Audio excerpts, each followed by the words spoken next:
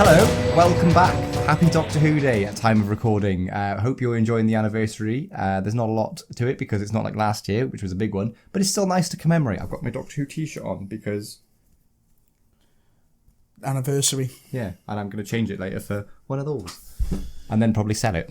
Anyway, we did the rugby discussion on our members-only podcast, which you can go and get from our channel, which we do for all of our members who give us a little bit of money each month. We give you an extra between 20 minutes and half an hour of us just completely unfiltered, unplanned, just... rambling. Yeah, Doctor Who adjacent stuff. Plus you get all the extended cuts to our videos, as we said earlier, in the first 15 seconds of this, where I already made a boo-boo. Again. So today, the plan is very simple. We are going to dip our toes into the murky world of AI and use AI to help us plan a series of Doctor Who. Now, we're doing this for fun. I want to make it very clear I am completely against AI in any sort of proper creative production. There are talented people out there in the world. Use them, pay them, respect the arts, look after the arts. We are not in charge of any sort of TV program. We never will be. This is for fun. It's purely just to see what kind of nonsense the AI spews out at us. Don't use AI in real things. That Coca-Cola advert's going out at the minute looks shit. Get over it. Done. However, we're going to do it. We're going to do it. And if one of these episode creation things holds any merit, we would like some royalties, BBC, if you go ahead and use it. So, oh my god, imagine if this turns up in like series 2 or something. It turns out Russell T Davies has just been using AI for the whole time. That would make so much sense. Anyway, so what I've done is come up with a rough plan for the series. So we're going to do the tried and tested method of a modern story, a future story, a history story. Then we're going to throw in a celebrity story, a scary story. Then we're going to do a random celebrity and see how they would fare in an episode of Doctor Who. Then we're going to do a random location. Then we're going to do another random celebrity. We're going to do a funny episode, and then we're going to have a 2-part finale. These are probably not going to be linked in any way because I don't think the AI is clocked on to the fact that we're doing this as a series. It's just going to give us episodes, and we're going to see what it comes up with. So, modern day, Tom, do you have any kind of rough idea for a modern day episode of Doctor Who that we could test it with? Trump being some evil dictator. Okay, right. Okay. This is going to go well in America. Idea for an episode of Doctor Who featuring... I can't type apparently. Featuring an evil dictator set in present day Earth. The Tyrant Next Doctor. Episode 1. The Tyrant Next Door. The Doctor and their companion land in present-day Earth, but in a bustling city seemingly untouched by disaster. But something feels off. People's behaviour is oddly uniform. They're cheerful yet eerily obedient, performing their daily routines with clockwork precision. The Doctor soon discovers that the city is under the rule of a charismatic but malevolent dictator, Elias Kane. Oh, that's a villain name. That's a good name. Cutting-edge technology to control the minds of the population. The kicker? No one outside the city even knows that Kane exists. Ooh. Wow. So that already is giving me like Happiness Patrol vibes. Yeah. It's definitely just sort of cherry-picked different Doctor Who dictator things. There's a bit of Enemy of the World in here. So Act 1, Welcome to Kane's World. The TARDIS lands in a nondescript urban neighbourhood, and the Doctor and their companion noticed surveillance drones patrolling the skies and holographic propaganda speeches from Elias Kane projected on the walls. Yeah, this is the Happiness Patrol. Kane presents himself as a benevolent leader who has brought order and prosperity to the city. However, the citizens seem unnaturally happy and compliant. The Doctor soon realises everyone wears a sleek wellness band on the wrists. That's a Z-Dex. Natural History of Fear, mate. Yeah, Natural History of Fear. That's just 1984 anyway.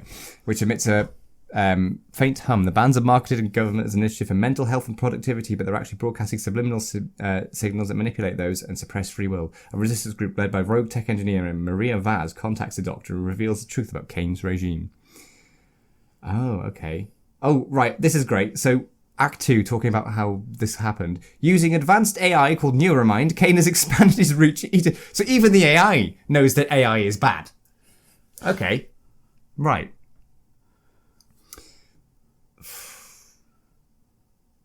Axiom Shard. What? It's powered by... The Neuromind is powered by a stolen alien artifact, the Axiom Shard. There's a MacGuffin. It's Doctor Who, all right. There's a MacGuffin there. So the Doctor must choose between taking down Kane immediately at great cost or finding a more surgical solution that risks giving Kane more time to consolidate power. The Doctor and Maria manage to escape and stage an elaborate plan. They broadcast a counter signal. Right, so the climax is the Doctor reprograms the neuromind and turns the AI against Kane by exposing his own suppressed memories of guilt and doubt. As the system collapses, Kane is left powerless, his mind overwhelmed by the very technology he sought to use control. The citizens, now free, begin to dismantle the regime and confront the truth of what happened to them. Oh god, there's even a great ending here, right? The Doctor and their companion, the companion doesn't get a name, leave, but not before a bittersweet moment where Maria thanks the Doctor for helping the city but challenges them. You saved us, but how long until the next Kane comes along? Do we ever really learn? The Doctor looks reflective as the TARDIS dematerialises. So that was The Tyrant Next Door, written by Chris Chibnall. Yeah. With a nice little teaser at the end for a future episode. In the ruins of Kane's headquarters, the Axiom Shard glows faintly, sending out mysterious signals into space, hinting that someone or something has taken notice of Earth's vulnerability. Ooh, I like that as an ongoing series arc. Yeah, that's not bad. It's better than season 1. I mean, it's Doctor Who by numbers, but that's exactly what AI is going to do, isn't it? It's going to scan through all of the Doctor Who plots and, tailor something around it. So episode 2 is a futuristic one. For the next episode, give me an idea for a Doctor Who episode set in 150 years from now. I'm going to leave that vague and just see what it comes back with. Episode title, The Last Frontier. The Doctor and their companion land in the year 2174. Oh, it's listened. Where humanity has established a thriving colony on Mars and begin mining operations on Jupiter's moon, Europa. Earth recovering from the centuries of climate change. Oh, there's the political message. 150 years. Oh my god, we've come up with... it's a prequel to Orphan 55. What have we done? No. What have we done? No! Resource depletion is now a lush, rewilded sanctuary reserved for the ultra-wealthy. The majority of humanity resides in orbiting megastations off-world colonies working tirelessly for corporate overlords who control the Earth's resources. The Doctor stumbles on a rebellion against these corporations sparked by a shocking discovery, an ancient alien artifact buried beneath the surface of Europa, one that could change the balance of power forever. So basically, we've got another rebellion with an alien artifact that's powering and fueling the company. It's a bit repetitive, isn't it? Yeah, it's very much seeming Orphan 55-y as well, as we said. So there's another rebellion. Oh god. The Doctor persuades this is the climax to the rebellion and everything. The Doctor persuades the artifact to halt its terraforming process by proving that humanity is not a threat, but a species capable of growth and coexistence. However, Voss, desperate to seize the artifact's power, sabotages the interface. This triggers a failsafe, causing the artifact to prepare for self-destruction to prevent misuse. It's a race against time, and the Doctor and Kara's rebels work together to stabilise the artifact. In a tense standoff, Kara sacrifices herself to stop Voss, ensuring the artifact can safely be deactivated. The Doctor manages to reroute the artifact's energy into a controlled burst, creating a new habitable zone. It's just the same. It's just another sort of rebellion against the corporation. I don't like the fact that AI keeps giving us Doctor Who stories where people keep rebelling. That's concerning. Let's go back in time. I don't want to dwell too much on that because I'm sure it won't be different this What time. historic time would you like to visit? Well, this is your turn to choose, my friend. Shit. What historic period would you like to see a Doctor Who episode set? Ancient Greece. The Labyrinth of Kronos. Oh god, it's a time monster sequel.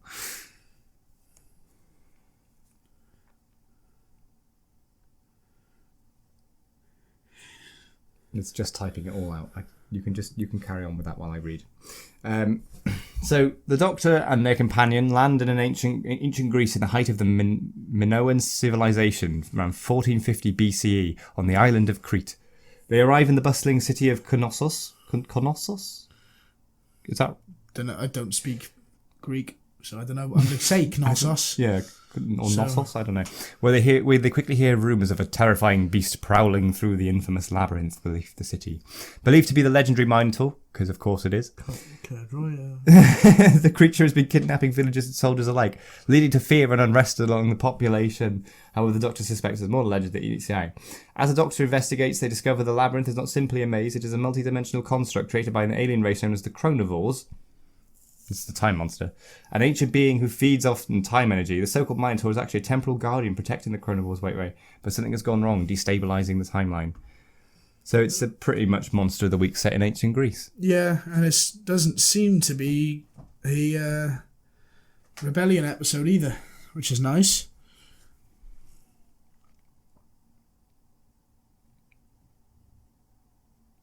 Okay, so the climax of the story. In a desperate bid to contain the rogue chronovore, the Doctor uses the remaining energy of the Nexus Gate to lure the creature back into the temporal prison. With the help of Ariadne, they trek the Minotaur Guardian into assisting them using its residual programming to seal the rift.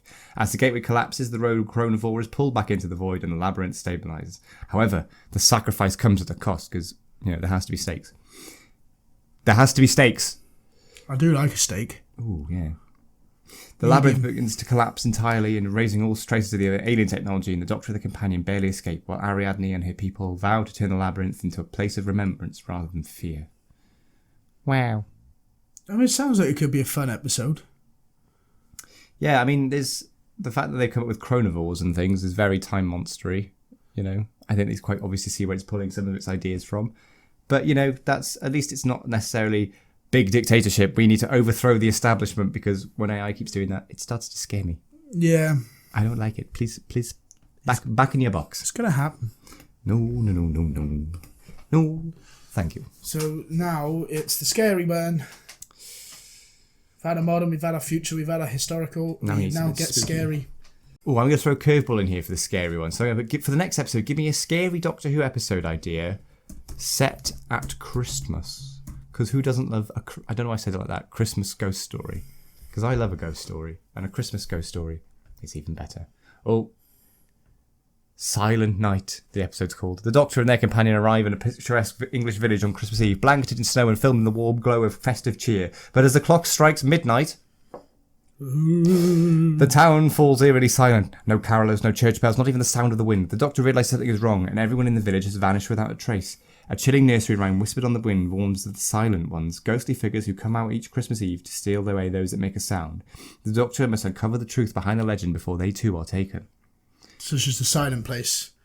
It's a like quiet place. Fucking. It's like a quiet place mixed with Hush from Buffy, set at Christmas in England.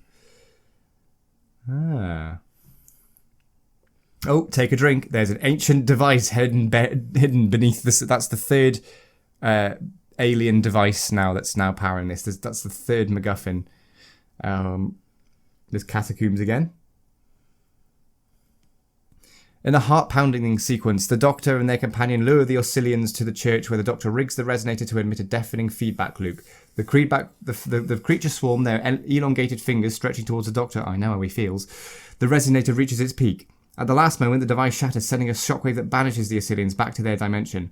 The villagers reappear, confused and disorientated, but unharmed, as the Doctor explains the Oscillians' hold on them was severed when the resonator was destroyed.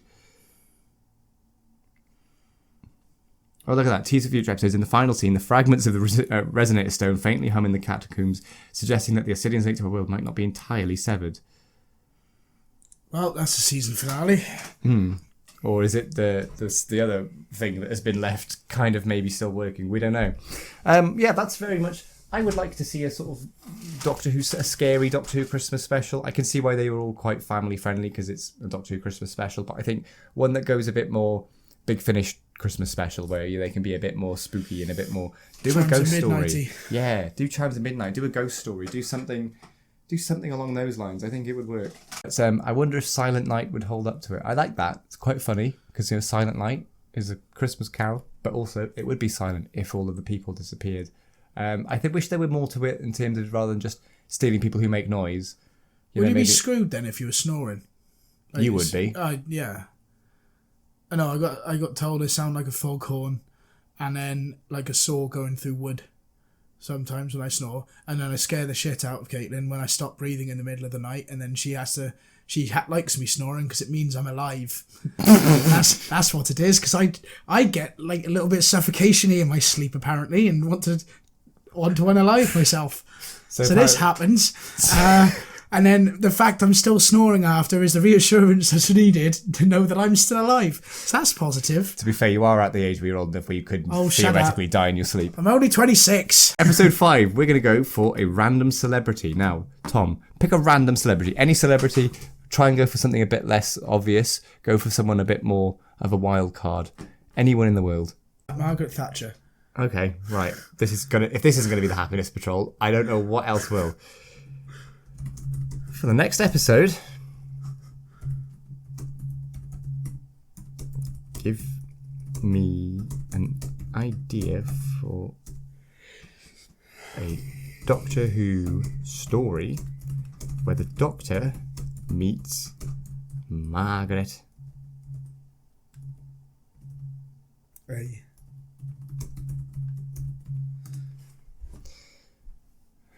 So I guarantee the episode title will be like the Iron Lady. Iron Will. Hey, that's my name.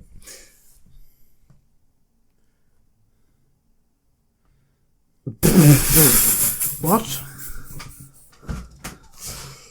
Do you want to read that one? The Doctor and a companion land in London 1984 during Margaret Thatcher's second term as Prime Minister. Jesus Christ. They arrive amid political unrest with protests against rising unemployment and Thatcher's controversial policies, but the Doctor observes the turmoil. They notice something odd, a strange silver sheen spreading across buildings and machines while people in Thatcher's government behave with unnerving synchronicity. The Doctor soon discovers that Thatcher is unknowingly allied with some sinister alien forces, the Machinids, a race of cybernetic beings who thrive by assimilating civilizations. Margaret Thatcher. Britannia, rule the waves. Margaret Thatcher has allied herself with the Cybermen in the year 1984. Is that the best you could do, AI? Is that the best you could do? So obviously that would be the Cybermen if you were to do this. If you were to go with this bizarre idea, that would just be the Cybermen. But once again, it's going to be overthrowing another tyrannical leader. There's a theme this year. It's the year of overthrowing. It's the year of Viva la Republic. Oh, God. The Machinids are fascinated by Thatcher's resolve and have decided that humanity would be an ideal candidate for assimilation, with Thatcher serving as their figurehead. Thatcher, however, is not easily controlled, because of course she wouldn't be. So it's a Rise of the Cybermen thing where they force Lumic to get upgraded. Yeah, that's all this is. She sees the Machinids as a tool to consolidate power, refusing to acknowledge their true intentions. The Doctor confronts Thatcher in a tense exchange, pointing out the devastating consequences of trusting beings who seek to erase individuality. It's the Cybermen. Just call them the Cybermen. Thatcher retorts with her own belief in order and progress, claiming that the Doctor's chaos is no match for her discipline. Jesus. Realising that Thatcher's iron will can distribute the machine's hive mind, the Doctor uses her defiance as a weapon by amplifying Thatcher's mental resistance using the TARDIS. The Doctor creates a psychic feedback loop that forces the Machinids to retreat back into deep space. The price, however, is Thatcher's realisation that her drive of control almost led her to disaster. With the Machinids defeated, I'm just going to call them Cybermen. With the Cybermen defeated, the Doctor and Thatcher have a final confrontation.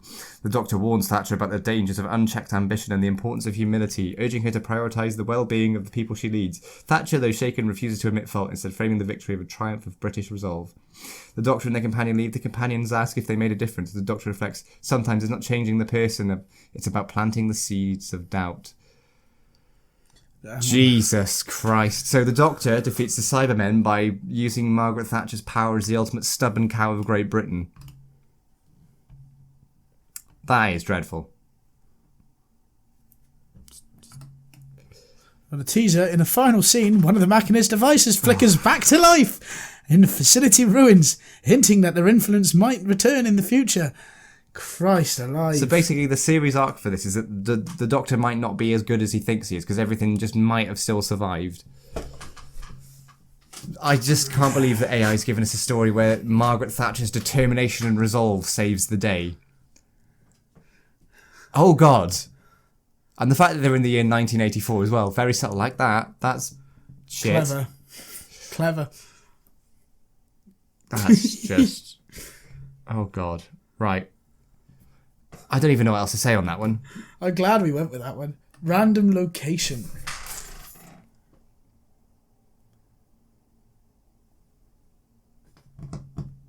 Where should we stick an episode of Doctor Who? Disneyland. Fuck it. What could go wrong? It's Disneyland. It's a place of magic and happiness.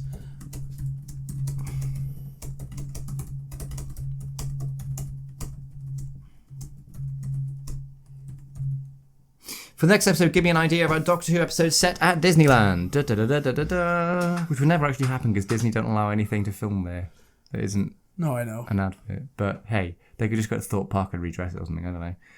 The happiest place on earth? Happiness Patrol.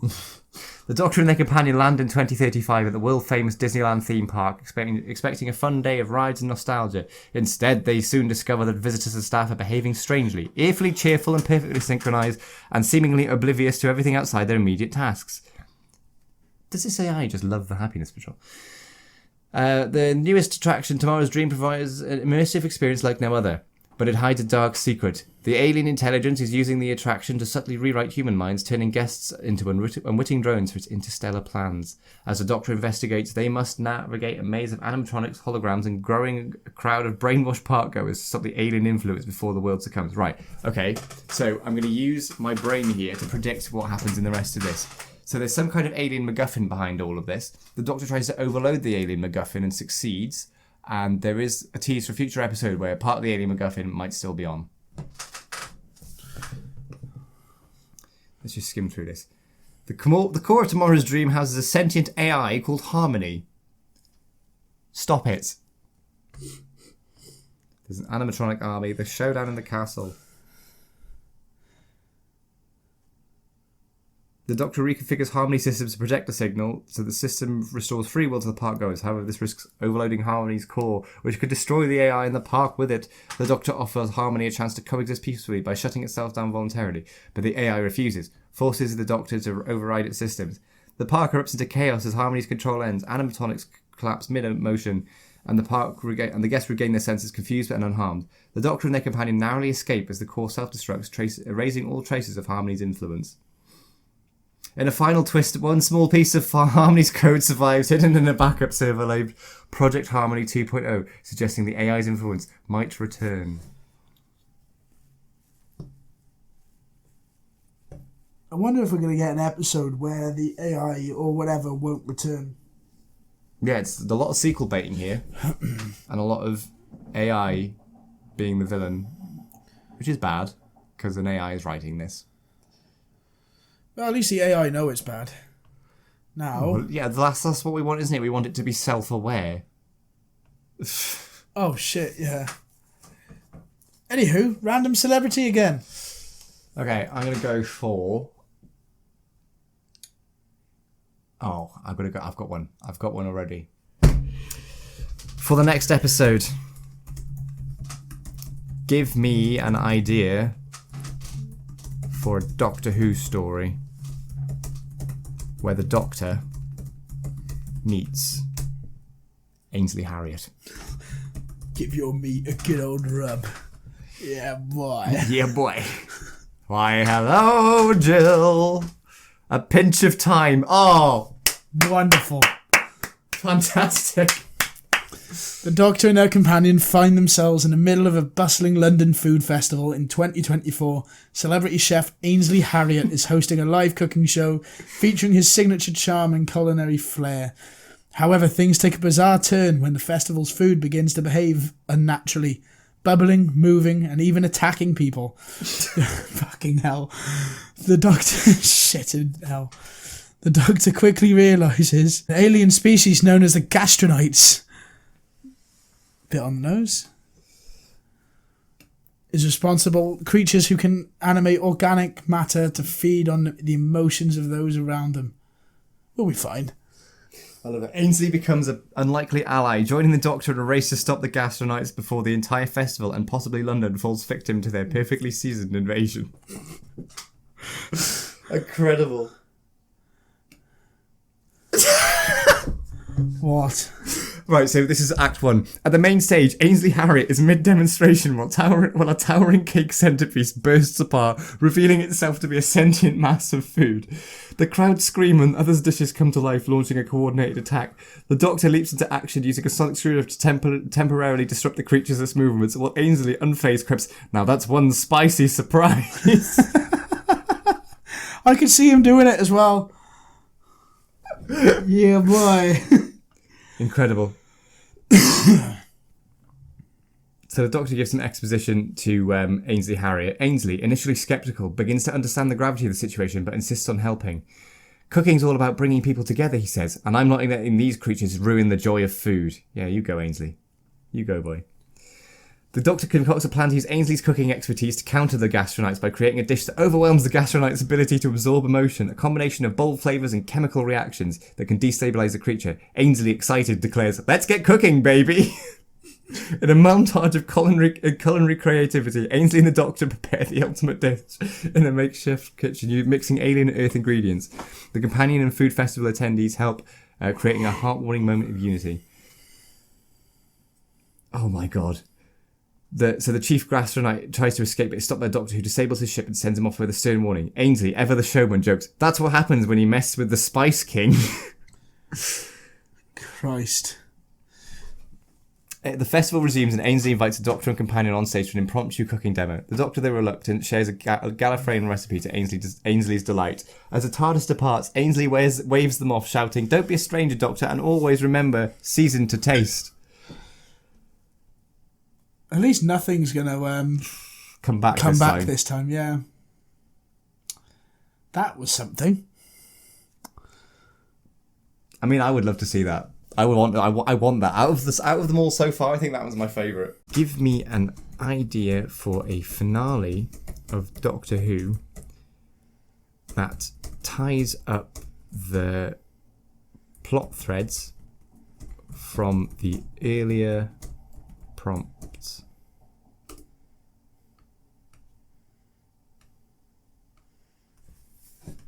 The Symphony of Time. The Doctor faces the ultimate test when an ancient time-bending force known as the Resonance begins to unravel the fabric of reality itself, connecting the threads they've taken threads to, literally. Connecting the threads from their past encounters, which we haven't set up. The Resonant, a cosmic entity that feeds on the energy of timelines, has been quietly manipulating events from across history. From the Gastrovite invasion at Disneyland to the chilling episode at Christmas for the Silent Ones, the Doctor must piece together the scattered clues from the invasion, from each adventure to stop the resonance before it rewrites history and plunges the universe into chaos. TARDIS materialises in a familiar place, the ruins of Disneyland. Oh, we've killed Disneyland. We've been given one season of Doctor Who and we've ruined Disneyland. Well, Disney supported some questionable things. Well, true. Time is walking, and with one of the park's attractions flickering in and out of existence, the Doctor soon realises that TARDIS itself is being destabilised. As the Doctor investigates, they are confronted by a shadowy version of Ainsley Harriott, whose personality is warped by the force of the Resonance. He seems confused and out of sync with reality, saying, "What happened to the perfect recipe? Wasn't it all supposed to be perfect?" Oh my god, we've killed Ainsley Harriott. What have we done? The Doctor realises that the park is a crossroads of temporal energy, and the incidents of Disneyland were orchestrated to disrupt the timeline. And with Ainsley and the Gastronites caught in the flow of the Resonance's power. Act 2, the connection to the other events. So we're going to get the tie-ins of all of the things now. So, Silent Night, in the village of Stillbrook, where the Oscillians were using sound to cross dimensions, the Silent One were influenced by the Resonance, which used their frequency-based nature to distort reality. Iron Will, where Margaret Thatcher's unyielding leadership was manipulated by an alien species to create a new order. The Resonance has latched on to her unshakable will, using it to reinforce a perfect vision of society. Oh, I'm glad that's in speech marks. It reinforces a vision of perfect society built on coercion, control, and suppression. I can't talk anymore. In tomorrow's dream ride at Disneyland, where the Gastronite, right, they've just got the wrong episode, where the Gastronites sought to transform human desires into pure consumable energy, a plan to feed the Resonance, blah blah blah. The Doctor realises that the key to stopping the Resonance lies in the people caught up in its incidents. Each one, Ainsley, Thatcher, and the village, has been part of a larger sympathy of events. Oh my god, we've used Ainsley Harriott as a part of the big bad. So how is this all stopped? Were the Resonance defeated? Oh, right, okay. So The Doctor must now break the resonance's overwhelming influence and stop it from rewriting the universe. Using the TARDIS, the Doctor opens a temporal rift, reconnecting the threads of time disrupted by the resonance, probably with a big, stupid, fucking sci-fi dog lead. With the help of their companion, who still doesn't have a name, and the reluctant allies of Ainsley Harriott, Margaret Thatcher, and the villagers from Silent Night, the Doctor forms a plan to reverse the entity's hold on reality. Ainsley, who has regained his full personality, cooks a massive banquet designed to disrupt the resonance's control.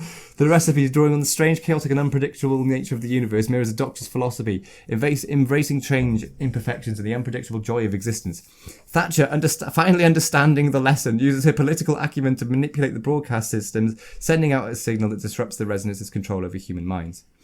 The final confrontation occurs inside the Resonance's library, where the Doctor injects chaos into a sterile realm, shattering the Resonance's patterns and forcing it into an unstable state. The entity crumbles under the pressure and disorder and unpredictability, and the perfect timeline is unravelled.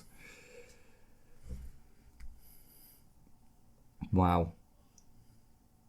So, that was that. Yeah. So there's an epilogue as well.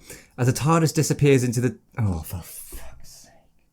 As the TARDIS disappears into the vortex, the resonance's remnants, that's not easy to say, whisper in the wind, the symphony of time disrupted, but the pattern remains. The hints that though the entity has been vanquished, the seeds of its influence may still linger, waiting for the next chance to intervene.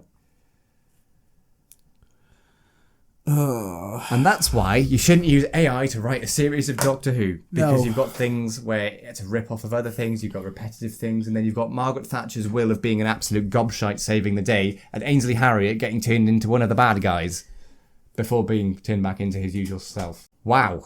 Well, there you have it. There's an 8-episode series of Doctor Who planned entirely using AI and very minimal brain power like us, and, you know, like a lot of people that use AI, very minimal brain power there too. Still probably better than what trash we got for season 1. Some of it, anyway. Some of the episodes could have been interesting. I think the Christmas special and the Ainsley Harriott one would have been pretty good. Yeah, I think that's about it. I think the Margaret Thatcher saving the day with her powers of determination and everything is not the best message to give out, but... I think the Margaret Thatcher episode anyway is a bit on the nose with the setting. Just a little bit. Yeah. Well, that's why you shouldn't use AI to write Doctor Who. Thank you very much for watching. If you want us to have a look at this again, maybe we will, maybe we won't. But let us know in the comments. Yes, and please don't forget to like, share and subscribe to the channel, as it really does help us out. Also, we got our memberships, which we keep rattling on about. Go and hit them up. Give us your money. You can give us your money if you want, otherwise you miss out on things like extended cuts. You get a members-only podcast every month as well. We did all this at the start. And you might get the chance, you'll win a chance to get us to do a video you've designed sort of thing. Within reason, because neither of us want to go to prison. But yeah, just hit us up. Bye-bye. Bye.